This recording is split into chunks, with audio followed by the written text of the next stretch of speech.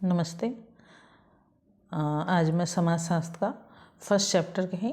जैसा कि हम लोगों ने पिछले वीडियो में पढ़ा था कि समाजशास्त्र में कितने संप्रदाय को समाजशास्त्रियों ने अपने अध्ययन क्षेत्र में अपनाया है।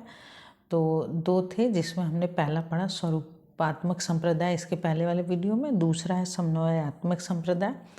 तो आइए आज के वीडियो में हम समन्वयात्मक संप्रदाय के बारे में देखते हैं।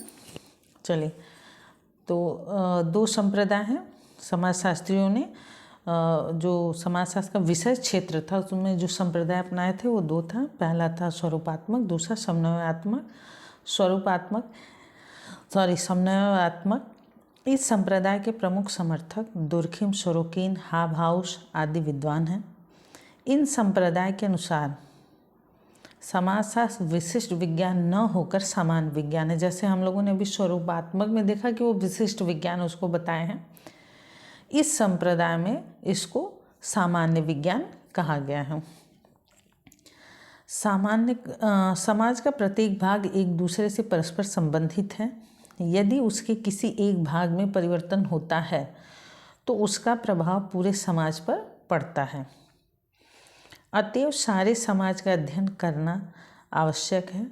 इस अध्ययन को अन्य सामाजिक विज्ञानों जैसे अर्थशास्त्र, राजनीतिक शास्त्र आदि अधिक समृद्ध बना सकते हैं। यानी इनका कहना है, जैसे उसमें कहा गया था कि वो जो उसमें के उस संप्रदाय के समर्थक हैं, उन लोगों का कहना था कि जो समाजशास्त्र एक विशेष महत्व रखता है बाकी शास्त्रों के अनुसार। तो उनका कहना था कि बाकी शास्त्र तो ठीक है, अपना एक समाज के एक भाग का या एक विषय का अध्ययन करते हैं, लेकिन समाजशास्त्र जो है पूरे का करता है, तो वो उसको अलग मान रहे थे। लेकिन इस संप्रदाय में कहा गया है कि सामाजिक विज्ञान जैसे अर्थशास्त्र, राजनीतिक शास्त्र, ये सब चीज़ें हैं, जैसे इतिहास हो गया, मानव शास्त्र हो गया, मनोविज्ञान हो गया, ये सारी चीज़ें मिलके हमारे समाजशास्त्र को और समृद्ध बनाती है।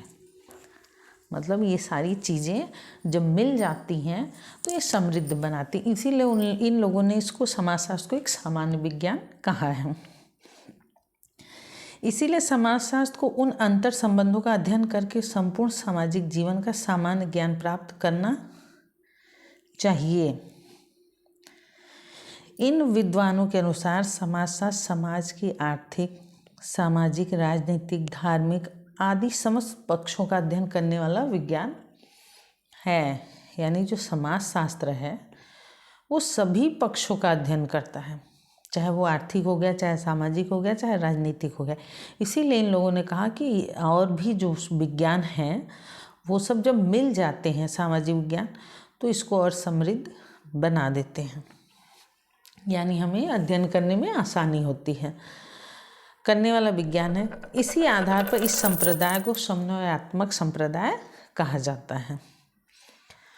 तो आइए, इसी में दुर्खिम के अनुसार एक परिभाषा है, समाजशास्त्र सामूहिक प्रतिनिधित्व का विज्ञान है। यानी दुर्खिम जी का कहना है कि सामूहिक प्रतिनिधित्व यानी सबको लेके चलने वाला जो है वो विज्ञान है समाजशास्त्र। यानी जितने भी सामाजिक विज्ञान है सबको साथ लेके चलने वाला है। तो हम लोगों ने समाजशास्त्र के विषय क्षेत्र में जो संप्रदाय प्रयोग किए जाते हैं वो 2 हैं समाजशास्त्रियों द्वारा, स्वरूपात्मक और समन्वयात्मक, हमने दोनों देखा। आइए क्वेश्चन देखते हैं कुछ और। समाजशास्त्रीय अध्ययन में किन प्रमुख उन्मुखीकरण को अपनाया जाता है? यानी जो समाजशास्त्रीय अध्ययन होते हैं उनमें किन प्रमुख उन्मुखीकरण को अपनाया जाता है?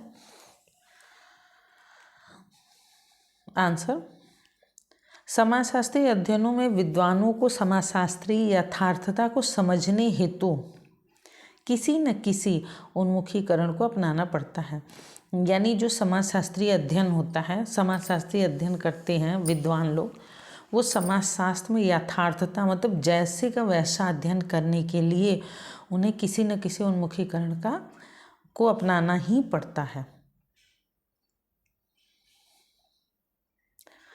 मुख्यतः समाजशास्त्रीय अध्ययनों में 3 प्रमुख उन्मुखीकरण को अपनाए गए हैं। या अपनाया गया है। 3 उन्मुखीकरण है। पहला है वैज्ञानिक उन्मुखीकरण, दूसरा है मानवीय उन्मुखीकरण, तीसरा सौंदर्य परक या कलात्मक उन्मुखीकरण। तो हम इन तीनों के बारे में नेक्स्ट वीडियो में देखेंगे। तो ये 3 उन्मुखीकरण है जो समाजशास्त्री लोग अपने अध्ययन में अपनाए हैं। तो वैज्ञानिक उन्मुखीकरण, मानवीय उन्मुखीकरण, सौंदर्य परक, इन तीनों को हम नेक्स्ट वीडियो में और डिटेल में जानेंगे कि क्या है ये तीनों उन्मुखीकरण। धन्यवाद। वीडियो पसंद आए तो लाइक और सब्सक्राइब जरूर करिएगा। नमस्ते।